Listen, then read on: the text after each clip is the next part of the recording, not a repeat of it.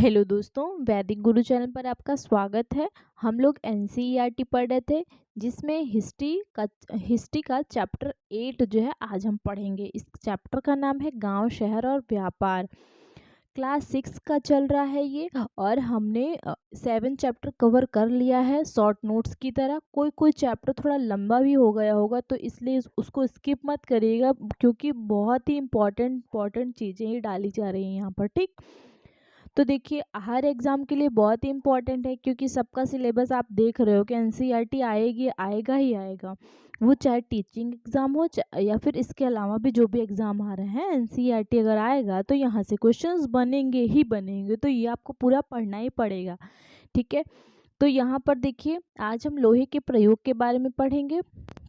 जो लोग हमारे चैनल पर नए हैं वो चैनल को सब्सक्राइब ज़रूर करिएगा, और बाकी लाइक और शेयर करिएगा। इसको ज़्यादा से ज़्यादा शेयर करिएगा, ठीक है। और वीडियो को पूरा देखिएगा, ये आपके लिए बहुत ही बेनिफिट होगा। वो चाहे कोई भी स्टेट का एग्ज़ाम हो, चाहे आपका सीटेट हो, चाहे यूपी टेट हो, या फिर कोई अन्य स्टेट का एग्ज़ाम हो, या फिर सुपर टेट हो, वो चाहे बीपीएससी हो, हर जगह आपका एनसीईआरटी आता है और यहाँ से क्वेश्चंस बनेंगे ही बनेंगे। ठीक, तो बिना स्किप किए वीडियो को पूरा देखिएगा। और हाँ, यहाँ पर मैं आपको इससे रिलेटेड क्वेश्चन आंसर भी कराऊंगी, तो उसको भी आप ध्यान से देखिएगा कि ऐसे क्वेश्चन जो है वो एग्जाम में आते हैं। तो यहाँ पर देखिए, लोहे का प्रयोग लगभग 3000 साल पहले शुरू हुआ। ठीक, देखिए आज के ज़माने में जो है लोहे का प्रयोग एक आम बात हो गई है। हम रोज़मर्रा की ज़िंदगी में इसका यूज़ करने लगे हैं, ठीक। लेकिन इसकी शुरुआत जो है वो 3000 साल पहले हुई थी। महापाषाण कब्रों में लोहे के औजार और हथियार बड़ी संख्या में मिले हैं।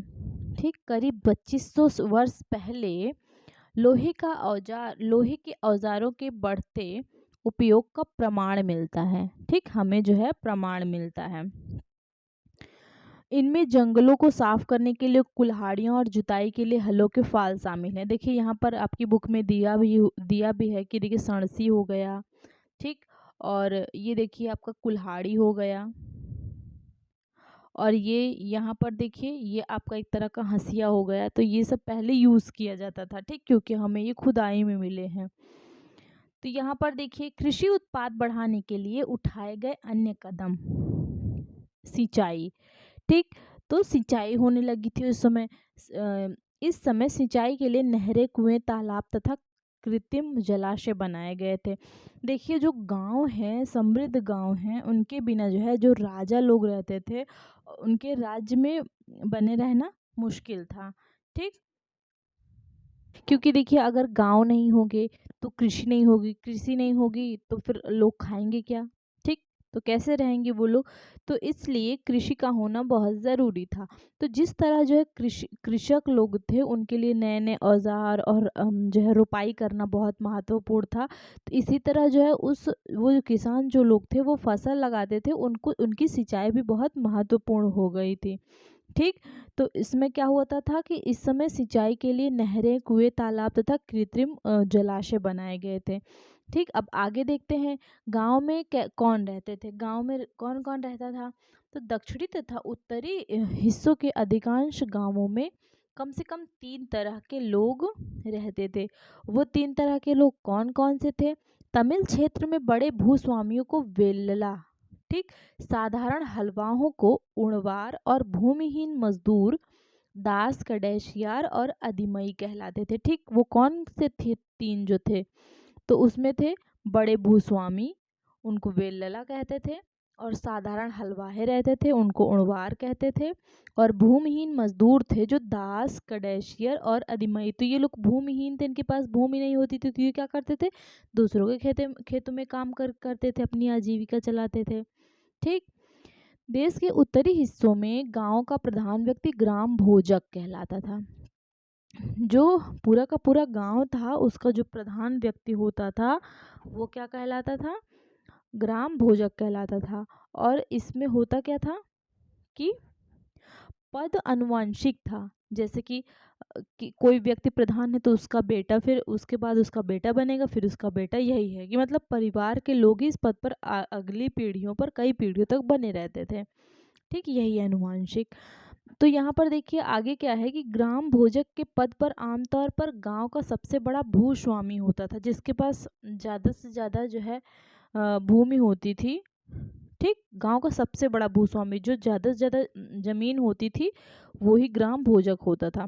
साधारणतया इनकी जमीन पर इनके दास और मजदूर काम करते थे। कौन काम करता था? वो दास और मजदूर जो थे वो काम करते थे। ठीक, इसके अतिरिक्त प्रभावशाली होने का कारण क्या था? इसके अतिरिक्त प्रभावशाली होने के कारण राजा भी कर वसूलने का काम इन्हें ही सौंप देते थे कि मतलब ये जो है प्रभावशाली हैं तो इनको जो है कर वसूलने का काम दे दिया जाए। ये न्यायाधीश का और कभी-कभी पुलिस का भी काम करते थे। ठीक, तो ये सारे काम करते थे। इसके अलावा क्या होता था कि अन्य स्वतंत्र कृषक जो है वो गृहपति कहलाते थे। क्या कहलाते थे? गृहपति कहलाते थे। मतलब ग्राम भोजक जो थे उनके अलावा भी कृषक रहते थे ना गांव में, तो वो जो स्वतंत्र होते थे उन्हें गृहपति कहा जाता था। इसमें छोटे छोटे किसान आते थे। उसके बाद ऐसे कुछ ऐसे स्त्री पुरुष थे जिनके पास जमीन नहीं होती थी, तो वो क्या करते थे? किसी के यहाँ काम करते थे। ठीक, तो दूसरों की ज़मीन पर काम करके अपनी जीविका चलाते थे, जैसे पहले बताया मैंने। यहाँ पर देखिए यही है कि छोटे किसान जो है इसके अतिरिक्त कुछ ऐसे स्त्री पुरुष थे जिनके पास अपनी ज़मीन नहीं होती थी, उनमें दास कर्मकार आते थे। ठीक, तो वो लोग दूसरे के खेत पे काम करके अपनी जीविका चलाते थे। अधिकांश गाँव में लुहार, कुम्हार, बढ़ई, बुनकर जैसे कुछ शिल्पकार भी होते थे। ठीक, ये लोग भी होते थे। इसके बाद देखिए प्राचीन तमिल रचनाएं। तमिल की प्राचीनतम रचनाओं को संगम साहित्य कहते हैं। क्या कहते हैं? संगम साहित्य। इनकी रचना करीब 2300 साल पहले की गई। इन्हें संगम इसलिए कहा जाता क्योंकि मदुरै के कवियों के सम्मेलनों में इनका संकलन किया जाता था। गांव में रहने वालों के लिए तमिल नामों का उल्लेख यहाँ किया गया है। वे संगम साहित्य में पाए गए। ठीक, तो इसको आप ध्यान से जो है पढ़िएगा, याद रखिएगा, क्वेश्चंस यहाँ से आते हैं। इसके बाद देखिए सिक्कों के बारे में। इसके पहले भी क्लास में मैंने बताया आपको कि जो है अभी नेक्स्ट क्लास में सिक्कों के बारे में पढ़ाया जाएगा। तो देखिए यहाँ पर पुरातत्वविदों को इस युग के हजारों सिक्के मिले हैं। सबसे पुराने आहत सिक्के थे जो करीब 500 साल चले। ठीक, चांदी या तांबे के सिक्कों पर विभिन्न आकृतियों को आहत कर बनाए जाने के कारण इन्हें आहत सिक्का कहा गया। ये रहा देखिए आहत सिक्का। ठीक, ऐसे चित्र दिए हुए यहाँ पर आहत करके बनाए गए थे ये। इसके बाद देखिए आहत सिक्का। आहत सिक्के सामान्यतः आयताकार और कभी कभी वर्गाकार या गोले होते थे। यहाँ पर देखिए ये गोल तरह के है ना। ये या तो धातु की चादर को काटकर या धातु के चपटे गोलिकाओं से बनाए जाते थे।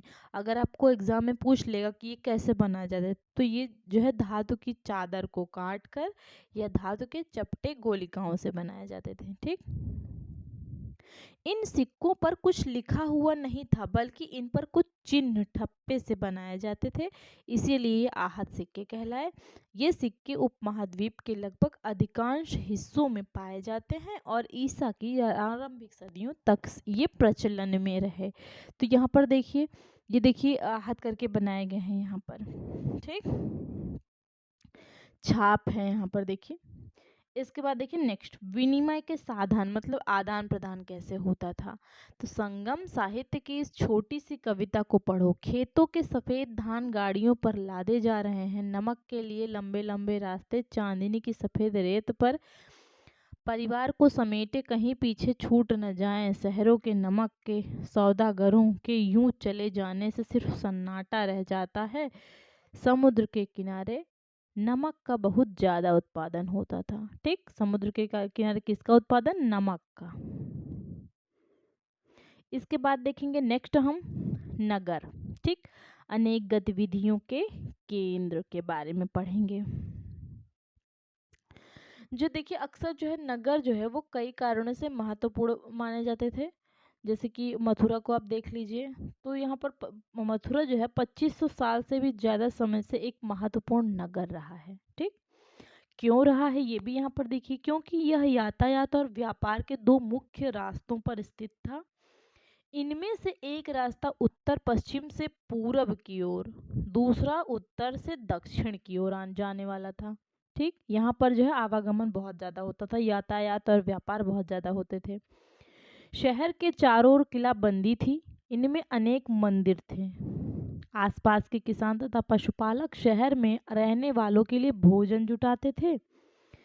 मथुरा बेहतरीन मूर्तियां बनाने का केंद्र था। ठीक, यहाँ पर जो है मूर्तियां बनाई जाती थी। लगभग 200 साल पहले मथुरा जो है कुषाणों की दूसरी राजधानी बनी।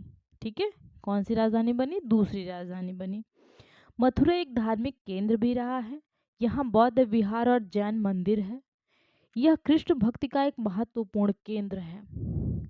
ठीक है, इसके आगे हम देखेंगे मथुरा में प्रस्तर खंडों या मूर्तियों पर अनेक अभिलेख मिले हैं।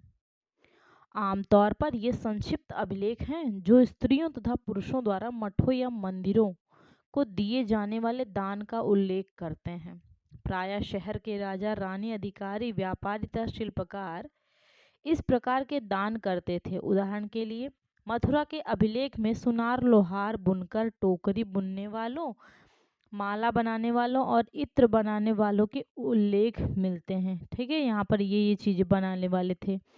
क्या? सुनार थे, लोहार थे, बुनकर थे। ठीक, टोकरी बुनने वाले, माला बनाने वाले, इत्र बनाने वाले, ये सब कहाँ पर थे? ये सब आपके मथुरा में मिल जाएंगे। इसके बाद शिल्प तथा शिल्पकार के बारे में हम देखेंगे। पुरास्थलों के से शिल्पों के नमूने मिले। कहाँ से? पुरास्थलों से मिले हैं। इनमें मिट्टी के बहुत ही पतले, ठीक, पतले और सुंदर बर्तन मिले हैं। इन्हें उत्तरी काले चमकीले पात्र कहा जाता था। क्या कहा जाता था? उत्तरी काले चमकीले पात्र, क्योंकि ये ज्यादातर उपमहाद्वीपों के उत्तरी भाग में मिले हैं। ठीक, ध्यान रहे कि जो अन्य दूसरे शिल्पों के अवशेष नहीं बचे होंगे। जैसे कि विभिन्न ग्रंथों में हमें पता चला है कि कपड़ों का उत्पादन बहुत महत्वपूर्ण था उस समय। ठीक, उत्तर में वाराणसी और दक्षिण में मदुरई इनके प्रसिद्ध केंद्र थे। ठीक, यहाँ स्त्री पुरुष दोनों काम किया करते थे। देखिए, अनेक शिल्पकार तथा व्यापारी अपने अपने संघ बनाने लगे थे। इन्हें श्रेणी, मतलब वो जो संघ बनाते थे उनको ही श्रेणी कहा जाता था। शिल्पकारों की श्रेणियों का काम प्रशिक्षण देना, कच्चा माल उपलब्ध कराना तथा तैयार माल का वितरण करना था, जबकि व्यापारियों की श्रेणियां व्यापार का संचालन करती थी। व्यापारियों की श्रेणियां क्या करती थी? व्यापार का संचालन करती थी। श्रेणियां बैंकों के रूप में काम करती थी। यहाँ लोग पैसे जमा रखते थे। इस धन का निवेश लाभ के लिए किया जाता था। ठीक, कि हम धन जो है उसमें करेंगे, हमको कुछ ना कुछ तो ब्याज मिलेगा ही, इसलिए वो लोग इन्वेस्ट करते थे। उससे मिले लाभ का कुछ हिस्सा जमा करने वाले को लौटा दिया जाता था या फिर मठ आदि धार्मिक संस्थानों को दिया जाता था। ठीक है, इसके बाद देखिए नेक्स्ट, उत्तरी काले चमके पात्र। ये एक कठोर चाक निर्मित धातु की तरह दिखने वाले तथा चमकदार काली सतह वाले पात्र हैं। इसे बनाने के लिए कुम्हार मिट्टी के बर्तनों को भट्ठों पर उच्च तापमान पर रखते थे, जिनके परिणाम स्वरूप इन बर्तनों की बाहरी सतह काली हो जाती थी। इन पर एक पतली काली लेप भी लगाई जाती थी जो इस बर्तन को शीशे जैसे चमक प्रदान करता था। ठीक, क्या करते थे? मतलब चमक जाता था वो। इसके बाद सूत काटने और बुनने के नियम देखिए कुछ कैसे थे। ये जो है अर्थशास्त्र में थे। यहाँ पर हमने जो है चैप्टर 7 में अर्थशास्त्र में का उल्लेख किया था, मतलब बताया ना कि जो है अर्थशास्त्र कौटिल्य का था।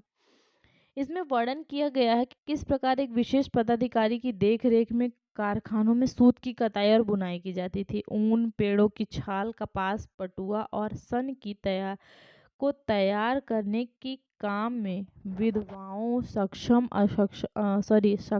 अक्षम महिलाओं, भिक्षुणियों, वृद्ध वेश्याओं, राजा को की अवकाश प्राप्त दासियों, सेविकाओं और अवकाश प्राप्त देवदासियों को लगाया जाता था। ठीक, इन लोगों को जो है इसमें लगाया जाता था। इन्हें इनके काम के और गुणवत्ता के अनुसार पारिश्रमिक देना चाहिए। जिन महिलाओं को बाहर निकलने की अनुमति नहीं है, वे अपनी दासियों को भेजकर कच्चे माल को मंगवा सकती हैं और फिर तैयार माल उन्हें भिजवा सकती हैं। वे औरतें जो कारखानों तक जा सकती हैं, उन्हें अपने माल कारखाने तक तड़के मतलब सुबह सुबह ले जाना पड़ता था, जहां उन्हें पारिश्रमिक मिलता था। ठीक, मतलब कुछ भी वो लोग दे देते थे। इस समय माल को अच्छी तरह जांचने के लिए रोशनी रहती है। अगर निरीक्षक उस औरत की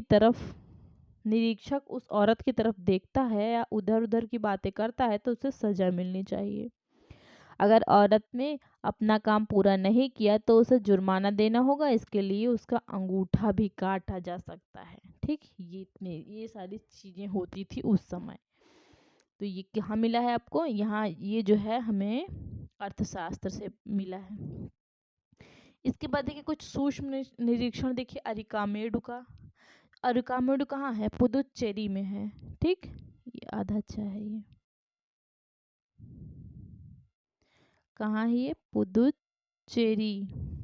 ठीक, अरिकामेडु लगभग 2200 से 1900 साल पहले अरिकामेडु एक पत्तन था। यहाँ दूर दूर से आए जहाजों के सामान उतारे जाते थे। ईंटों से बना एक ढांचा जो है वो क्या कहलाता था? गोदाम कहलाता था। ठीक है, मतलब गोदाम रहा होगा ऐसा अनुमान लगाया जाता है। भूमध्य सागरीय क्षेत्र के एम्फोरा जैसे पात्र मिले हैं। क्या मिले हैं? एम्फोरा जैसे पात्र मिले हैं। इनमें शराब या तेल जैसे तरल पदार्थ रखे जा सकते थे। इनमें हत्थे लगे हैं। ठीक, मतलब दोनों तरफ जो है पकड़ने के लिए हत्थे लगे हैं यहाँ पर। साथ ही यहाँ एरेटाइन जैसे मुहर लगे लाल चमकदार बर्तन भी मिले हैं। इन्हें इटली के एक शहर के नाम पर एरेटाइन पात्र के नाम से जाना जाता है। इसे मुहर लगे सांचे पर गीली चिकनी मिट्टी को दबाकर बनाया जाता था। ठीक, कुछ ऐसे बर्तन भी मिले हैं जिनका डिजाइन तो रोम का था, किंतु वे यहीं बनाए जाते थे। यहाँ रोमन लैंप, शीशे के बर्तन तथा रत्न भी मिले हैं। साथ ही छोटे छोटे कुंड मिले हैं जो संभवतः कपड़े की रंगाई के पात्र रहे होंगे। यहाँ पर शीशे और अर्ध बहुमूल्य पत्थरों के मनके बनाने के पर्याप्त साक्ष्य मिले हैं। अगर पूछा गया कि ये कहाँ मिले हैं तो आप लोग बता सकते हो ना कि अरिकामेडु में मिले हैं। अब पूछा जाए कि अरिकामेडु कहाँ है तो पुदुचेरी में है। ठीक, ये सारे भी आप बता सकते हो। इसके बाद देखिए एक यूनानी नाविक द्वारा दिया गया विवरण। क्या दिया था उसने? बेरिगासा भरूच का यूनानी नाम। इसकी एक कहानी थी। क्या थी? देखिए, बेरीगाजा की संकरी खाड़ी में समुद्र से आने वालों के लिए नाव चला पाना बहुत मुश्किल होता है। राजा के द्वारा नियुक्त कुशल और अनुभवी स्थानीय मछुआरे ही यहाँ जहाज ला सकते थे। बेरीगाजा में शराब, तांबा, टिन, सीसा, मूंगा, पुखराज, कपड़े, सोने और चांदी के सिक्कों का आयात होता था। हिमालय की जड़ी बूटियाँ, हाथी दांत, गोमेद, कर्निलियन, सूती कपड़ा, रेशम तथा इत्र यहाँ से निर्यात किए जाते थे। राजा के लिए एक व्यापारी विशेष उपहार लाते थे। इनमें चांदी के बर्तन, गायक, किशोर, सुंदर औरतें, अच्छी शराब या उत्कृष्ट महीन कपड़े शामिल थे। याद रखिएगा इसको, बहुत वेरी वेरी इंपॉर्टेंट में डाल लीजिएगा। व्यापार और व्यापारी कैसे होते थे उस समय, क्या करते थे? देखिए, तो इसके बारे में हमने थोड़ा बहुत पहले पढ़ा है कि जो है जैसे जो है काले पॉलिश वाले बर्तन कैसे हुआ करते थे। ठीक, तो ये जो खूबसूरत बर्तन, ये जो है इसमें खास तौर पर टोकरियाँ, थालियाँ ये सब होती थी ना। तो यहाँ पर देखिए, तो ये सब कहाँ से मिले हैं हमको? ये सब जो थालियाँ, कटोरियाँ, ये सब जो है उपमहाद्वीप के अनेक पुरास्थलों से मिले हैं। तो यहाँ पर देखिए ये कहाँ से आए होंगे, ये अनुमान कहाँ से लगाया जा सकता है? तो ऐसा अनुमान लगाया जाता है कि बर्तनों को व्यापारी ले जाकर अलग अलग जगहों पर बेचते थे।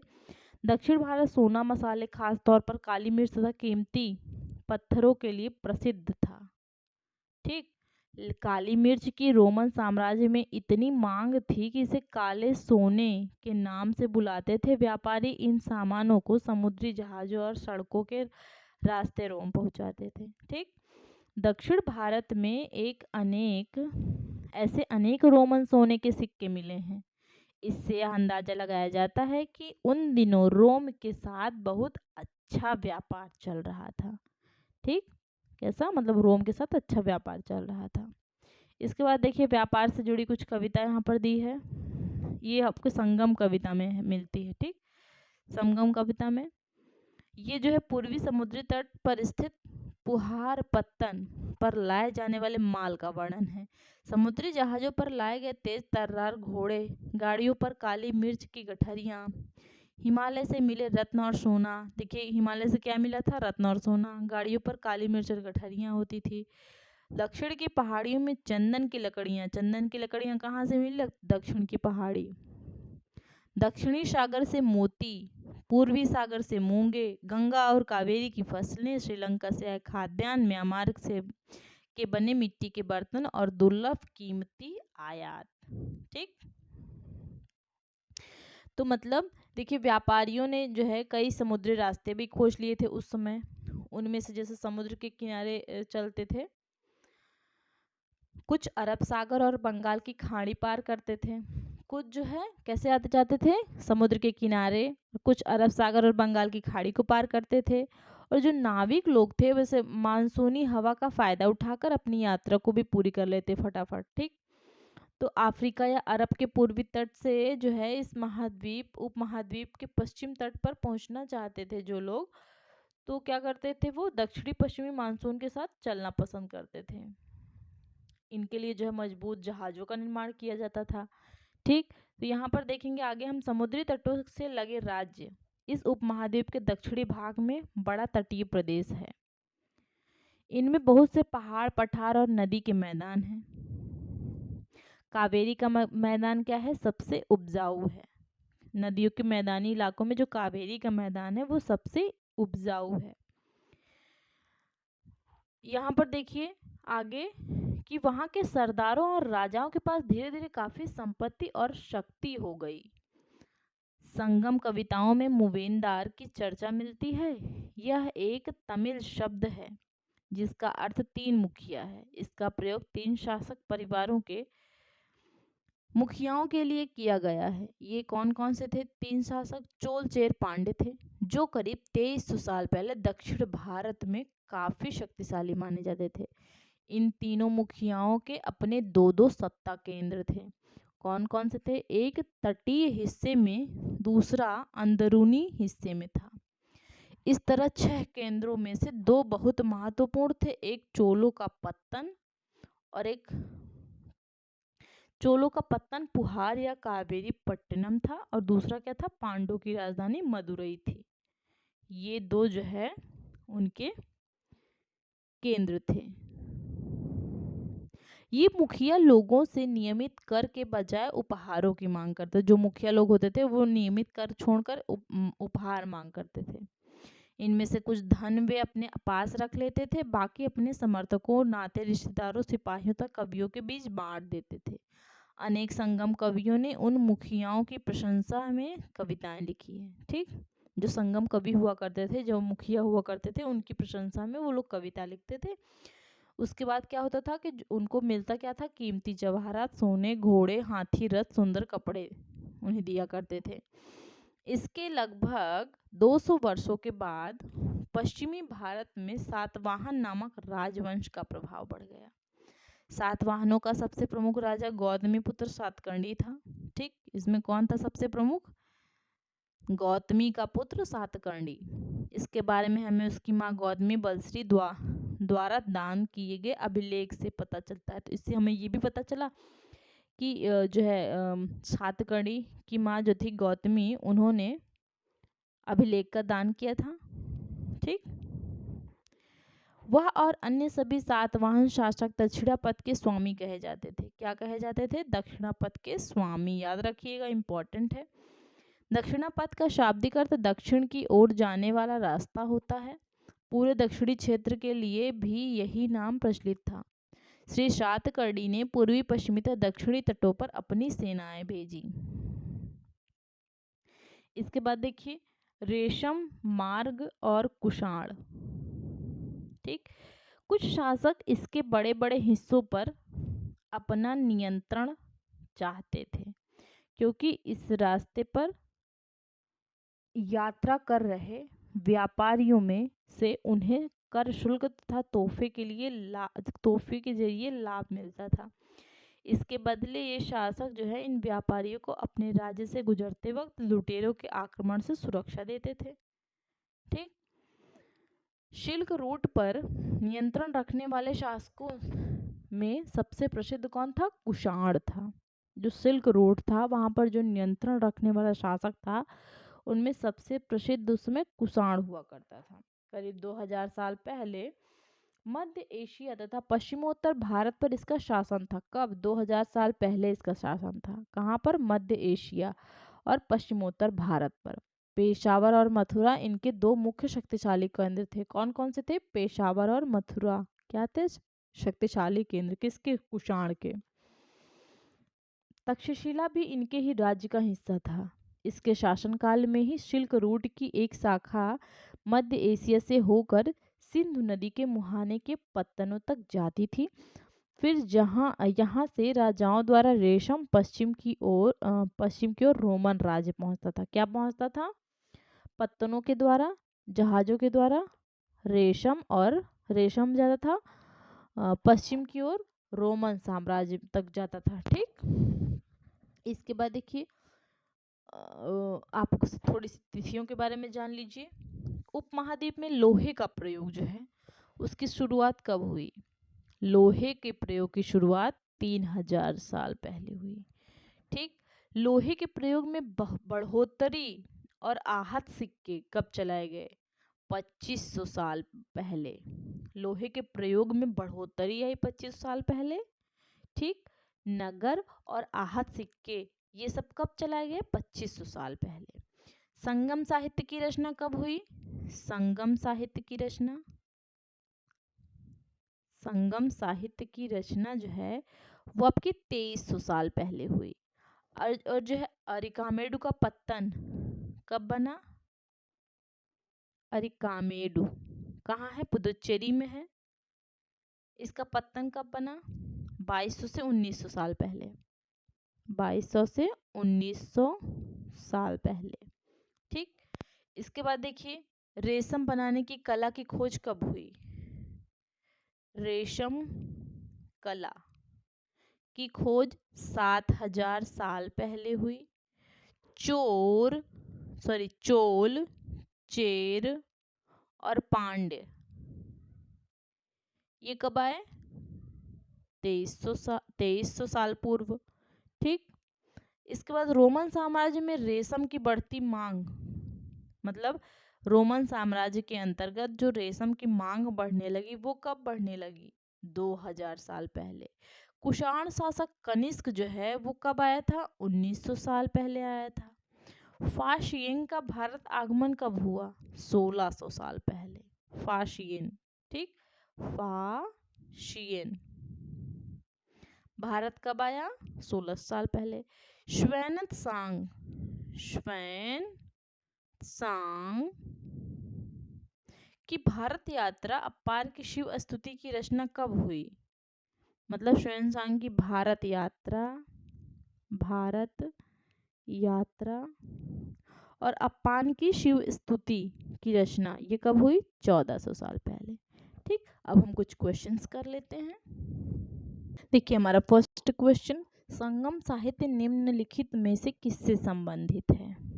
तो देखिए संगम साहित्य जो है वो तेलुगु से संबंधित है, तमिल से, संस्कृत से या फिर पाली से।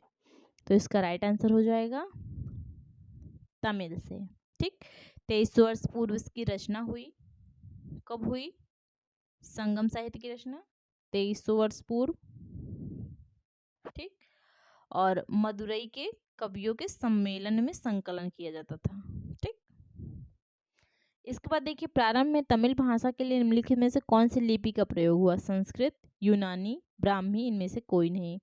तो देखिए तमिल भाषा के लिए इनमें से लिपि का जो प्रयोग हो वो आपका ब्राह्मी भाषा, सॉरी ब्राह्मी लिपि।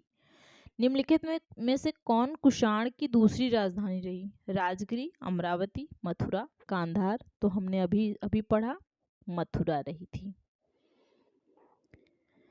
अरिकामेडु नामक प्राचीन पत्तन निम्नलिखित में से कहाँ स्थित है? अभी अभी चर्चा हुई, कर्नाटक में थी, आंध्र प्रदेश में, तमिलनाडु में, पुदुचेरी में। तो ये आपका पुदुचेरी में थी। 5 क्वेश्चन देखेंगे। जातक कथाओं का संकलन निम्नलिखित में से किसके द्वारा किया गया था? बौद्ध अनुयायियों द्वारा, जैन अनुयायियों द्वारा, विदेशी यात्रियों द्वारा, उपयुक्त में से कोई नहीं। तो इसमें आपका राइट आंसर हो जाएगा बौद्ध अनुयायियों द्वारा। उपमहाद्वीप में लोहे का प्रयोग लगभग कब शुरू हुआ? 1000 साल पहले, 2000 साल पहले, 3000 साल पहले, 4000 साल पहले। तो देखिए इसमें आपका राइट आंसर हो जाएगा 3000 साल पहले। दक्षिण भारत तमिल क्षेत्र में बड़ी भूस्वामियों को क्या कहा जाता था? ग्राम भोजक, अधिमई, उड़वार, बेलला। तो देखिए इसके बारे में भी हमने पढ़ा, तो इसको क्या कहा जाता था? वेलला। 8 क्वेश्चन। प्रारंभ में उत्तरी भारत के गांव का प्रधान व्यक्ति क्या कहलाता था? ग्राम भोजक, उड़वार, अधिमई, इनमें से कोई नहीं। इसका राइट आंसर हो जाएगा ग्राम भोजक, गांव का प्रधान। ठीक। तमिल की प्राचीनतम रचना क्या कहलाता था? तमिल साहित्य, संगम साहित्य, साहित्य लहरी, इनमें से कोई नहीं। तो ये आपका संगम साहित्य कहलाता था। महापाषाण काल में उत्तर भारत में कपड़ा उत्पादन का प्रमुख केंद्र कौन सा था? अरिकामेडु, मदुरई, वाराणसी, इनमें से कोई नहीं। तो देखिए कपड़ा उत्पादक का प्रमुख केंद्र जो है वो आपका वाराणसी था। आहत सिक्के के संदर्भ में निम्नलिखित कथनों पर विचार कीजिए। आहत सिक्के सामान्यतः आयताकार, वर्गाकार, गोलाकार होता था। आहत सिक्के को सामान्यतः ढाल कर बनाया जाता था। यह सिक्के चांदी या तांबे के विभिन्न आकृतियों के होते थे। उपर्युक्त कथनों में से कौन सा कथन सही है, कौन सा कथन गलत है, ऐसा पूछ रहे हैं। तो देखिए इसमें आपका केवल 1, केवल 2, केवल 3, उपरोक्त में से कोई नहीं। तो इसमें आपका राइट आंसर हो जाएगा केवल 2, सामान्यतः ढाल कर नहीं बनाया जाता था। इसके बाद देखिए 12 लास्ट। मथुरा के अभिलेखों में किन का उल्लेख मिलता है? सुनारों का, लोहारों एवं बुनकरों का, टोकरी एवं माला बनाने वालों का, उपरोक्त में से सभी। तो इसमें आपका राइट आंसर हो जाएगा उपरोक्त में से सभी। मतलब मथुरा में अभिलेखों का उल्लेख सुनारों का मिलता है, लोहार एवं बुनकरों का, टोकरी एवं माला बनाने वालों का। इसलिए मैंने बोला था आपको क्वेश्चन भी दिखा दे रही हूँ कि आपको ज़्यादा से ज़्यादा चीज़ें पढ़ने की ज़रूरत है। एग्जाम में किसी भी तरह से क्वेश्चंस बनाकर पूछा जा सकता है। ठीक, एनसीईआरटी बोला है ना, आपको पर्टिकुलर नहीं बोला है कि हमको ये ऐसे ऐसे पढ़ना है। इसलिए ज़्यादा से ज़्यादा चीज़ें जो है कंटेंट पढ़ने की कोशिश कीजिए। ठीक, और देखिए मैं आपके लिए बहुत मेहनत करती हूँ, इसलिए एक लाइक, सब्सक्राइब और शेयर तो बनता ही है। अगर सब लोग करोगे तो जो है हो जाएगा। इसलिए आप हमारे चैनल पर बने रहिए, हमारे चैनल को लाइक, सब्सक्राइब और शेयर ज़रूर करिए। इससे हमें मोटिवेशन मिलेगा और हम आपके लिए और भी प्रयास करेंगे। ठीक है, अभी आपको सीटेट के लिए संस्कृत के भी जो है देना है, आपको संस्कृत क्लासेस आपके लिए। और हाँ, तो आज के लिए इतना ही, बाकी का नेक्स्ट क्लास में लेकर आऊँगी। और ज़्यादा से ज़्यादा लोग मेरे चैनल को लाइक, सब्सक्राइब और शेयर ज़रूर करिएगा प्लीज़। ठीक है, तो आज के लिए इतना ही, धन्यवाद।